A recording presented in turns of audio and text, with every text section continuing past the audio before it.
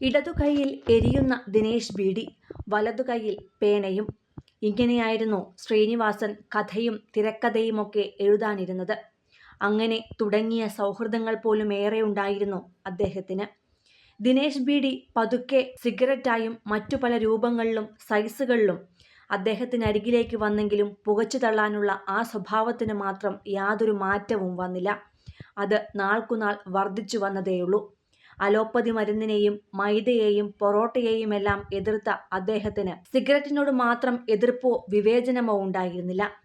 ആരോഗ്യത്തെ കാർന്നു തിന്നുന്ന ആ 2.5 ഇഞ്ച് സാധനം അസുഖാവസ്ഥയിലായിരുന്നപ്പോൾ പോലും കിട്ടിയാൽ അദ്ദേഹം വലിക്കും എന്നതായിരുന്നു അവസ്ഥ. അത്രയ്ക്കും അടിമയായി മാറിയിരുന്നു അദ്ദേഹം. പുകവലി ദോഷകരമാണെന്നും തന്നെ ഇത് കാർന്നു തിന്നുകയാണെന്നും അദ്ദേഹത്തിന് അറിയാമായിരുന്നെങ്കിലും അതൊഴിവാക്കാൻ അദ്ദേഹത്തിന് സാധിച്ചിരുന്നില്ല. മമ്മൂക്ക അടക്കമുള്ള കൂട്ടുകാരിൽ പലരും അതിൻ്റെ ദൂഷ്യവശങ്ങൾ മനസ്സിലാക്കിയപ്പോൾ പാടെ ഉപേക്ഷിച്ചവരാണ്. ശ്രീനിയോട് പലതവണ പലരും പലതരത്തിൽ ഇത് ദോഷത്തിലേക്ക് നയിക്കുമെന്ന് പറയുകയും ചെയ്തിരുന്നു. അക്കാര്യങ്ങളെല്ലാം ശ്രീനിവാസന് അറിയുകയും ചെയ്യാമായിരുന്നു. എന്നാൽ അദ്ദേഹം ഒഴിവാക്കാൻ ആഗ്രഹിച്ചിരുന്നെങ്കിൽ പോലും അദ്ദേഹത്തിനത് കഴിഞ്ഞിരുന്നില്ല. പ്രത്യേകിച്ചും എഴുതുന്ന സമയത്താണ് അദ്ദേഹം കൂടുതലും വലിച്ചിരുന്നത്. കയ്യിൽ സിഗരറ്റ് ഇരിഞ്ഞാൽ മാത്രമേ ചിന്തയും ആലോചനകളും ആശയങ്ങളും മനസ്സിലേക്ക് വരുമായിരുന്നുള്ളൂ. ആ എരിച്ചിൽ നിന്നാൽ അതോടെ എഴുത്തും ചിന്തകളും നിലയ്ക്കുന്ന അവസ്ഥ.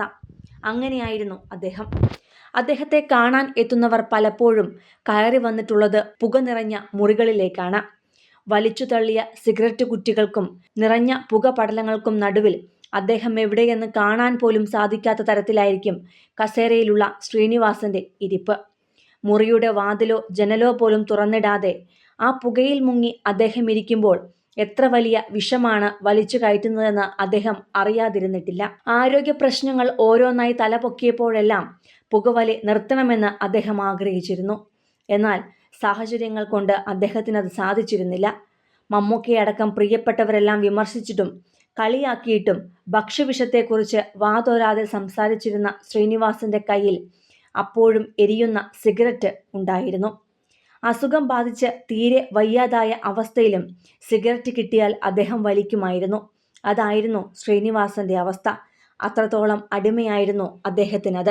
മക്കളും പേരക്കുട്ടികളും ഭാര്യയുമടക്കം പലപ്പോഴും ഈ ദുശീലം എങ്ങനെ നിർത്താമെന്നതിന് പല വഴികളും ആലോചിച്ചിരുന്നു. എന്നാൽ ആ വഴികൾക്ക് മുമ്പിലെല്ലാം അദ്ദേഹം വാതിലടയ്ക്കുകയായിരുന്നു. 3 ആഴ്ച മുമ്പാണ് നടി ആനിക്കൊപ്പം ആനീസ് കിച്ചൺ എന്ന പരിപാടിയിൽ ശ്രീനിവാസനും ഭാര്യയും ഒരുമിച്ചെത്തിയത്. അതിൽ പഴയതുപോലെ എഴുത്തുശീലങ്ങൾ തുടങ്ങണമെന്ന് അദ്ദേഹം ആഗ്രഹിക്കുന്നുണ്ട് എന്ന് പറയുന്നുണ്ട്. എന്നാൽ കയ്യിൽ എരിയുന്ന സിഗരറ്റ് ഉണ്ടെങ്കിൽ മാത്രമേ തനിക്കതിന് കഴിയുകയുള്ളൂ. എന്നാൽ ആരോഗ്യ പ്രശ്നങ്ങൾ മൂലം ഇപ്പോൾ അതിന് കഴിയാത്ത അവസ്ഥയാണ്. ചിന്തകളും ആശയങ്ങളും മുന്നോട്ട് കൊണ്ടുപോകണമെങ്കിൽ തനിക്ക് കയ്യിൽ സിഗരറ്റ് ഉണ്ടായേ തീരൂ. അതില്ലാത്ത പക്ഷം എഴുത്ത് മുന്നോട്ട് കൊണ്ടുപോകാനാകാതെ താൻ നിശ്ചലനായിരിക്കുമെന്നാണ് അദ്ദേഹം പറഞ്ഞത്. സിനിമ, ഫാഷൻ, ലൈഫ് സ്റ്റൈൽ വാർത്തകൾക്കായി മലയാളി ലൈഫ് സബ്സ്ക്രൈബ് ചെയ്യൂ. ലേറ്റസ്റ്റ് അപ്ഡേറ്റ്സിനായി ബെൽ ബട്ടണും അമർത്തുക.